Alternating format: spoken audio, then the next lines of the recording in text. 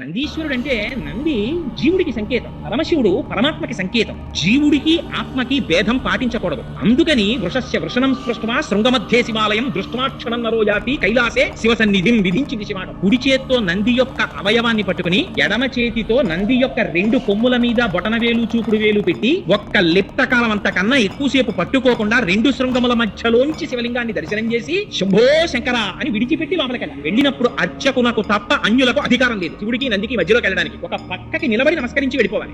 ఆయన ఎప్పుడూ శివుణ్ణే చూస్తుంటాడు. రోహిణీ కార్తీ రానివ్వండి, వాన పడుతుండనివ్వండి, అల్పపీడనం ఏర్పడివ్వండి, పెను తుఫాన్ రానివ్వండి, ఆయన ఎప్పుడైనా దుప్పటి కప్పుకోవడం పక్కకి వెళ్ళడం మీరు చూసారా? అలా ఉండదు. ఆయన ఎప్పుడూ శివుణ్ణే చూస్తాడు. నువ్వు ఏం చేస్తున్నా లోపల శివుణ్ణే దర్శించడం నేర్చుకో అన్నది నంది యొక్క సంకేతం. నంద ఇది నంద, ఆ శివానందాన్ని పొందుతుంటాడు ఆయన ఎప్పుడు.